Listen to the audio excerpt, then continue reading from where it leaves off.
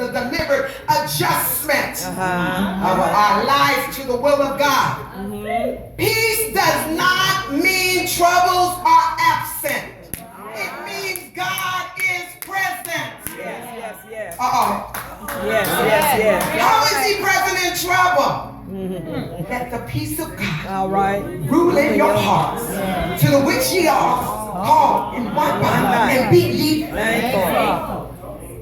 So let's look at that subject, the power of God's peace. The is used as a function word to indicate that a following noun or noun equivalent is definite. The power. That's definite. All right. Power is the capacity or the ability to direct or influence the behavior of others or the course of events. Yes. Of is used as a function word to indicate the object or the action denoted or implied by the preceding noun. Power of. The power of. The power of God. The infinite, unfailing, my God, all-knowing, sovereign God, King of kings, Lord of lords, my Jehovah Jireh, the one that provides for me, my Jehovah Sinking, you, my righteousness, my Jehovah Shalom, my peace, my Jehovah Rapha, my healer, my Jehovah Shammah, the one that is present.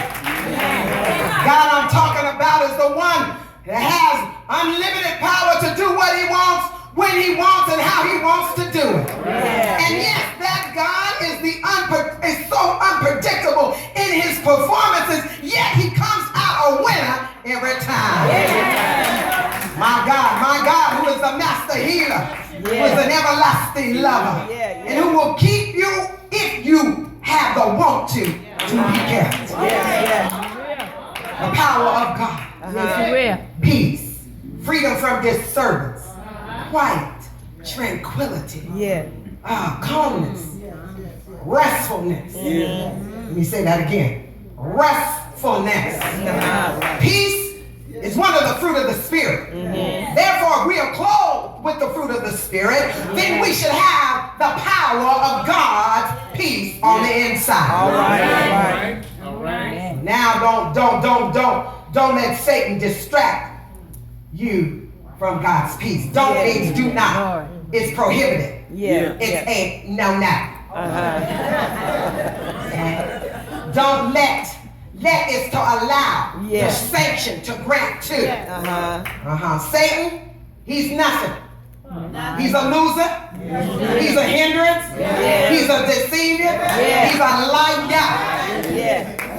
He's the one that works toward distracting the people of God. With a bunch of foolishness. On Friday night, we had a young lady to pray, and as she was praying, I stopped and I looked at her. Because in her prayer, she said, God, and don't let the devil hijack our joy, hijack our peace, hijack our strength. I said, oh, he's a hijacker. All right.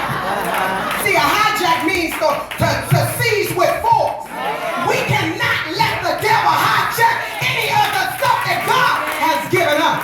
He's a hijacker. Oh, no. You got to back it up, hijacker. I'm not getting in the car with you, and I'm not letting you drive. He's a hijacker.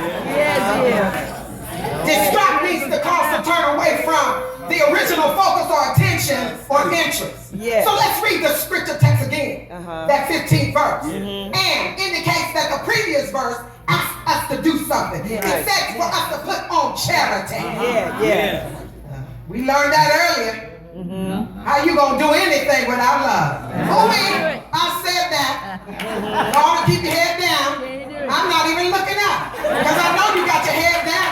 Because when you talk about love, love, you don't know what they did to me. But what did they do to Jesus? We'll never go through what Jesus went through for us. We'll never go through that. But we get so upset. We get to the attitude. And we say, God, why didn't they call my name? Call your own name. Catch your own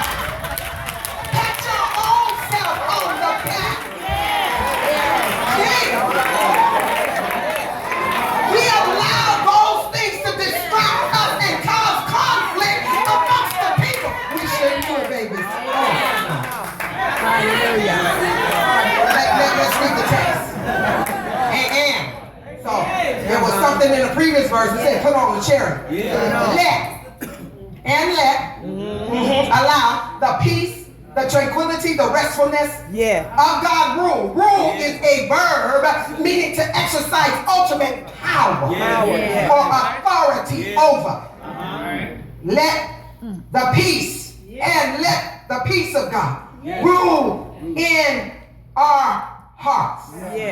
Rule in. That means you incorporate in your heart. Hearts is your innermost character. Feelings, your inclinations. To which ye also are called in one body. As members of one body, we were chosen to peace.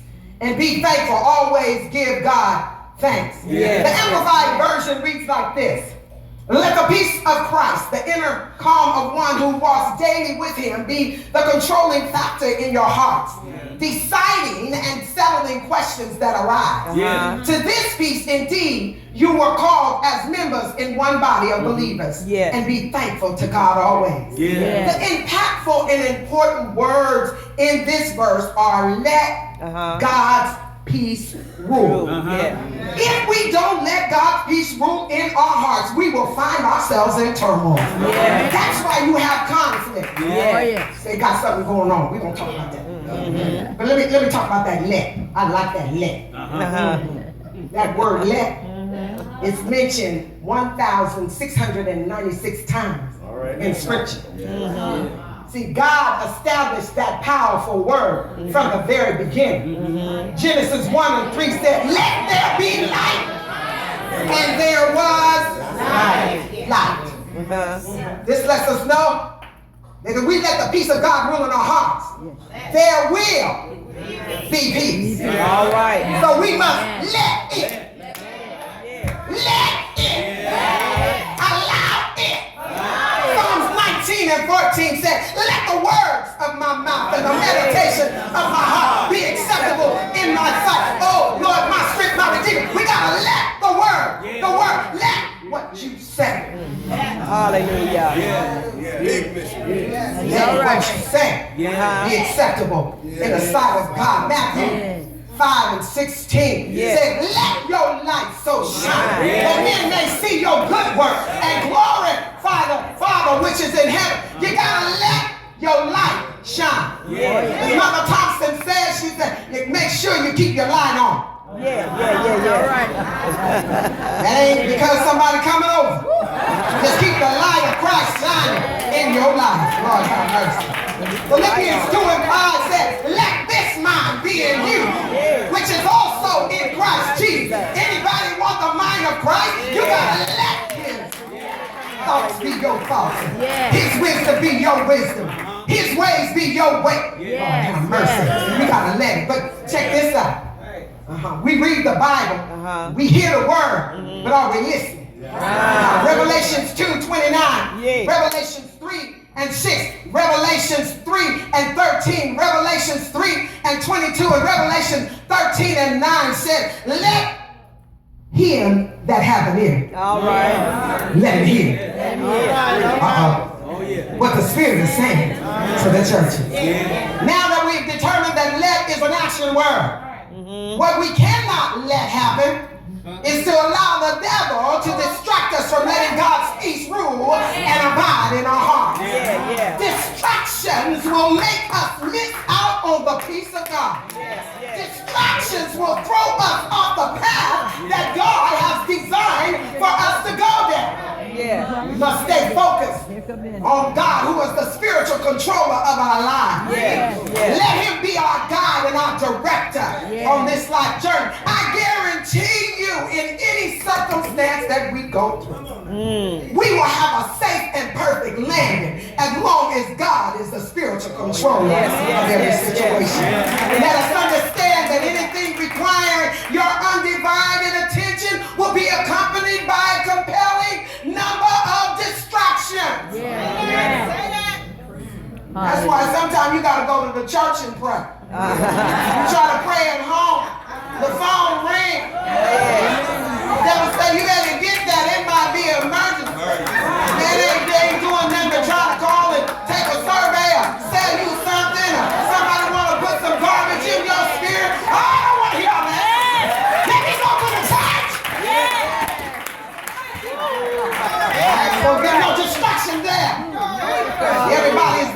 we're in one accord, we're praying and we're magnifying and we're glorifying God.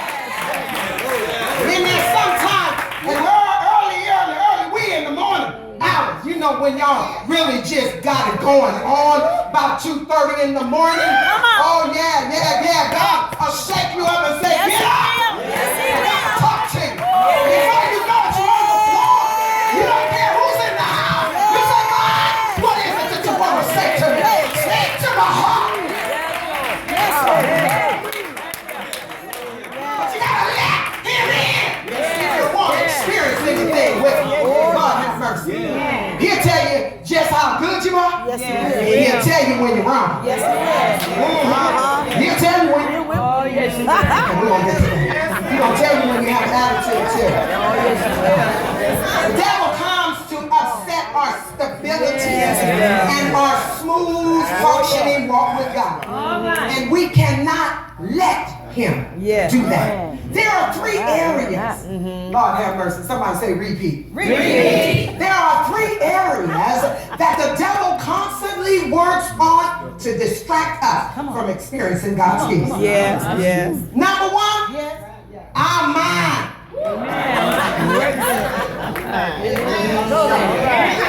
Somebody say help my mind, Our mind itself is a big distraction. The devil has a field day and tap dance all day long in your mind. He bring negative stuff. He bring telling you right now, why would she shut up? No, I ain't gonna shut up there. He brings sadness, worry, doubt. All he does is plant crazy thoughts. Have you ever? Have you ever had a situation? As they say, a situation. And you say, oh, okay. This is what I'm going to do. This is what you do. You play a scenario out. Don't let it be the pastor.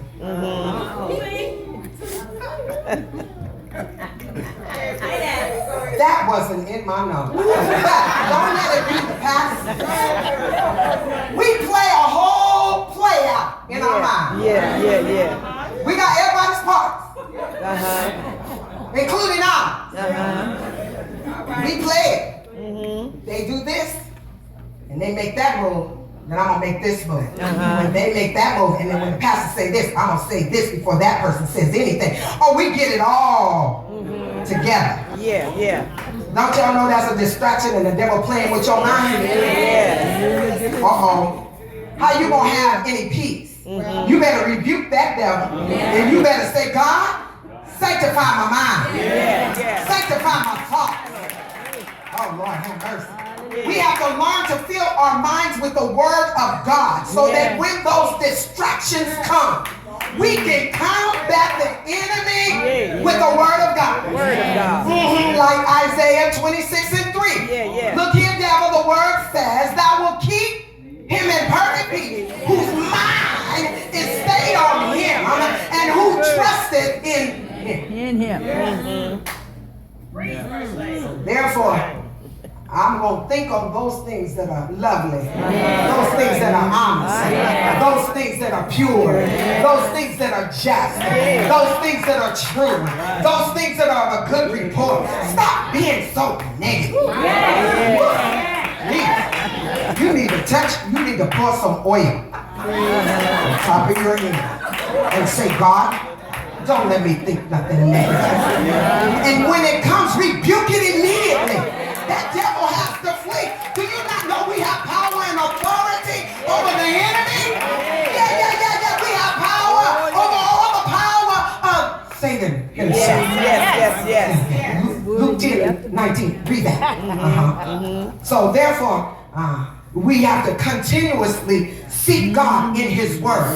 You see, the devil, when he got your mind distracted and off of the things of God, guess what? He got you. Amen. He got you. Okay, Holy Ghost. There was a time in my life, a few years back. It was early on in Pastor Thomas' pastoralship. And my mind was just, it was crazy. It was just all kind of stuff the devil was just bringing my way. And I was like, God, we went to Memphis to a soul winners conference. And I said to the Lord, I said, God, when I get on this plane, when I get back to Sacramento, I don't want to have the same mind that I have now. I was restless. I was just thinking so down. It was a terrible feeling to be in such a down state. And I said to God, I said, God, when I go to sleep and wake up, I need to have a fresh new mind. See, I was dealing with depression real bad. I put on a mask, Sister John, but I had to take off the mask. All right. When God got finished dealing with me, I ain't never thought like that no more. Mine is free. And when the enemy comes, I say, I bind you in the name of Jesus. And sometimes, I might think about something and it kind of get me upset. And one day I was walking up the stairs and the Lord said, do you have attitude? I said, oh, no. Oh, God, forgive me, Jesus. No, I don't have no attitude. That's not what you want, God. Take away the anger. Oh, I immediately went into prayer. You don't play with the devil and talk to the devil and say, you know what, I am mad. And what, I think I need to do something about it. No. You rebuke that devil in order to keep the peace of God ruling in your heart. Two, our heart is a distraction, which is our emotions. If our hearts are filled with unforgiveness, hatred, jealousy, envy, strife, and the like, we are in serious trouble. We will not have any peace because all of that stuff is crowded the peace of God out. But we need to do a Psalms 51:10, and we need to pray that God created me a clean heart, renew a right spirit within me. Third thing, our eyes.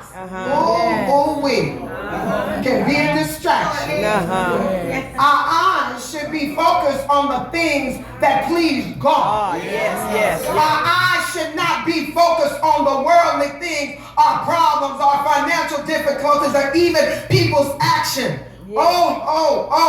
Church people. I ain't talking about saints. We focus in on church people. They attend church.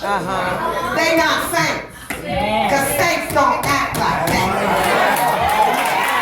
That wasn't in my notes. That was Holy Ghost speaking right there. Church folk act crazy. Saints act holy. Saints act true. Saints don't be jealous. Saints ain't around gossip. Oh, that's not in my notes. Saints ain't talking about every little thing that they see, telling this one and telling that one on the phone, talking in talebearer. The Bible speaks against talebearer people. Where you gonna have peace? Put your eyes in the wrong place. You looking at everything that you ain't supposed to be looking at. All right. But why pastor do that? That ain't none of your business. He's a pastor. Well, why bishop do this? Well, why? How come the supervisor don't ask me? Baby, maybe the Lord done whispered something in our ear and said, no. Ain't happening. So, let me give you the scripture so you know. I know what I'm talking about when your eyes is a distraction. 1 John 2:16 said, for all that is in the world, the lust of the flesh and the lust of the eyes and the pride of life.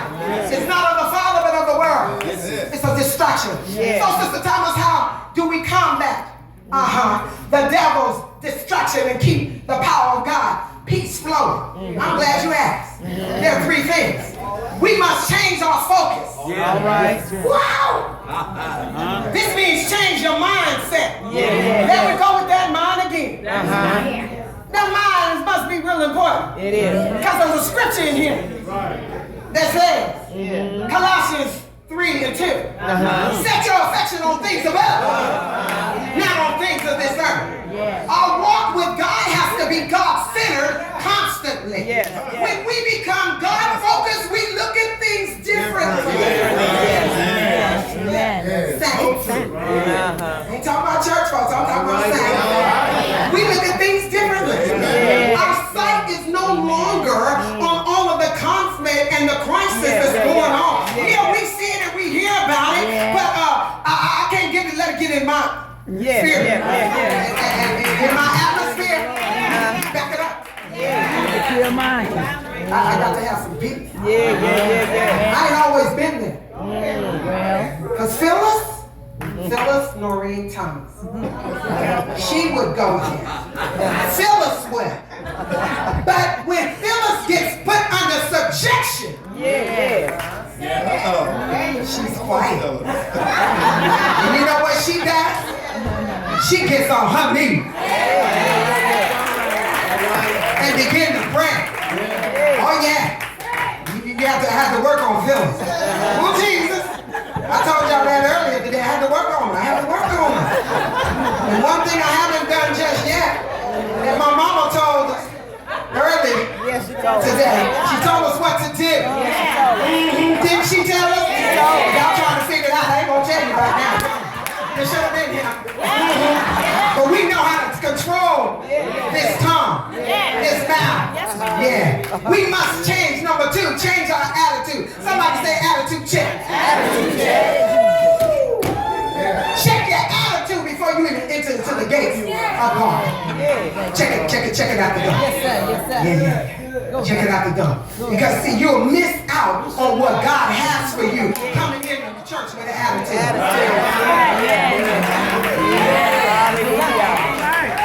I've been one time Pastor Thomas shamed me so bad because I had an attitude.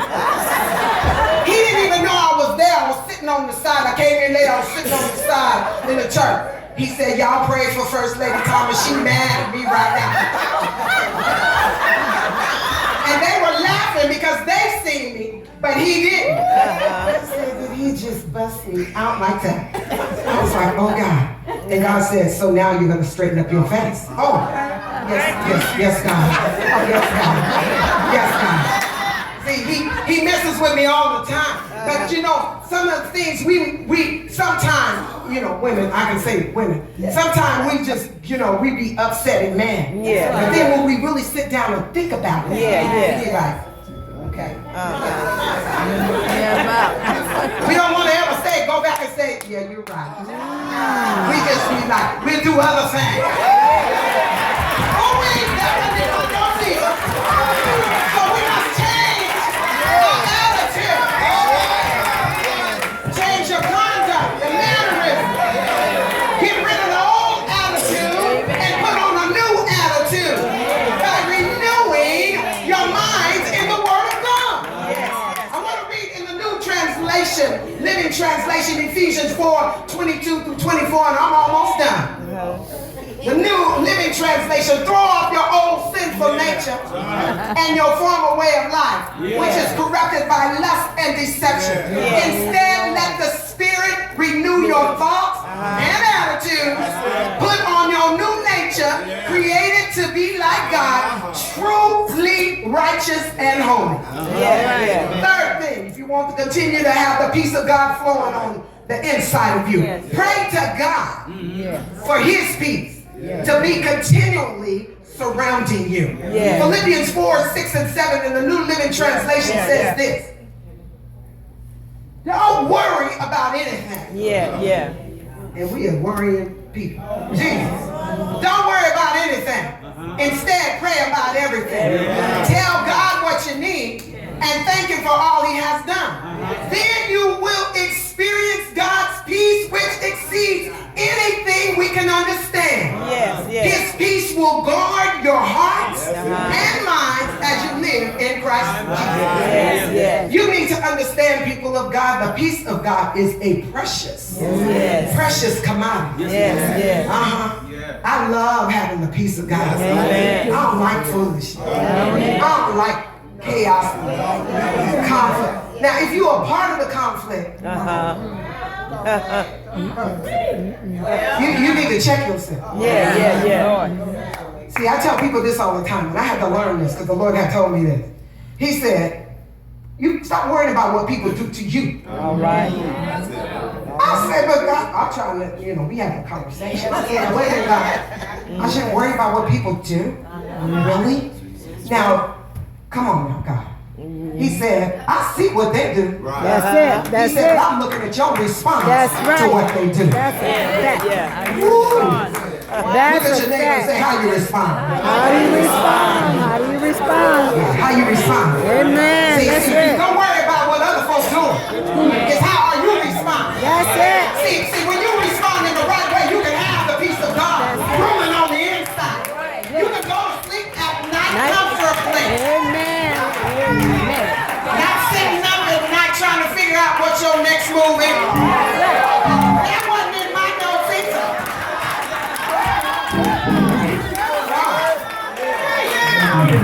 But when I think about it, and I'm closing, I thought about 3 people in the Bible that I know for a fact they had the peace of God ruling in their heart. All right. Joshua was one of our scriptures. Yeah. Oh, but Joshua had it going on. That brother had it going on. He worked with Moses. He and Caleb went over and spied out the land. They came back ready to take it. Them other folk, church folk. We can't do that. It's too hard. You want me to say that, God? The bishop and the supervisor, they present something. How we gonna do that? I don't think they know what they talk about. Just work and get it done. Don't you say that? Because you don't know what God is doing. Honey, God's ways are not our ways. Neither his thoughts are thoughts. They're all above that. Amen. So whatever God wants to do, let him do it. We are so busy trying to figure out what God is doing. God said, will you let me take care of my business? You take care of your business by praising me, adoring me, letting the peace of God rule. So Joshua in the 24th chapter, I like this. He was telling Israel all about the history, where God had brought them from. And then when he get to the 15th verse, he said, you better choose this day. All right. Yeah, he told them that choose. This is why I know he had the peace of God. He said, as for me and my house, you got to be bold with it. As for me and my house, we are going to serve the Lord. If he didn't have the peace of God ruling on the inside, as much as they took it through, with church folk. But he said, that's for me and my house. We're going to serve the Lord. Esther, I love that girl with her pretty self. I love Esther. And even when Mordecai said, look, girl, let me paraphrase. You got to go before the king. Because that Haman, with his jealous self, his jealousy is what made him do what he did. Because Mordecai, a man of God, he wouldn't bow down to a devil. Yeah, y'all ain't gonna bow down to no devil, right? And he's like, get ready to bow down. Come on, man. So he said, okay, I'm gonna fix you. And your people. Ain't that crazy? Go after the one you don't like. Why you gonna bring everybody in? You know how folks. You know how everybody, they wanna bring everybody. Tell me about it. You know what?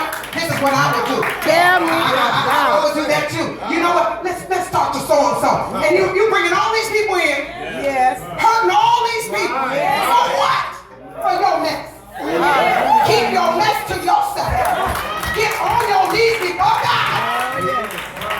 And ask for deliverance. So Esther had to have some peace because you know what she did afterwards when she told Mordecai, well, I haven't been summoned for about a month. I can't go before him unless I'm summoned. Because if you don't hold up a golden scepter, I'm out of here. Mordecai said, hey, girlfriend, you're a Jew. Check this out. If the deliverance don't come from you, God got another plan. You need to understand, baby. You need to understand. With God, we have one plan. God said, your plan ain't working. Let me step in and show you really what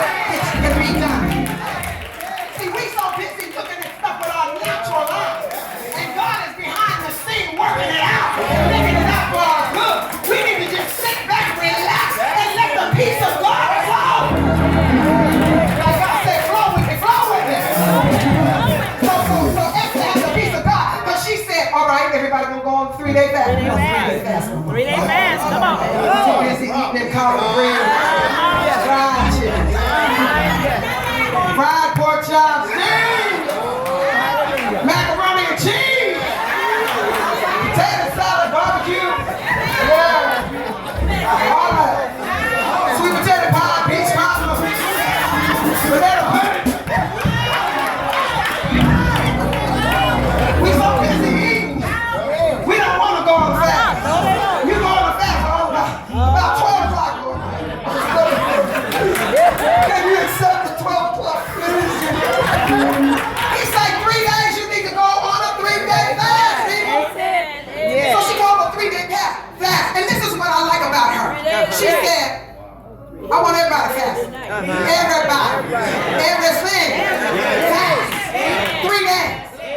And if you really read the scripture, she went out into the courtyard dressed up on the 3rd day of the fast. Read it.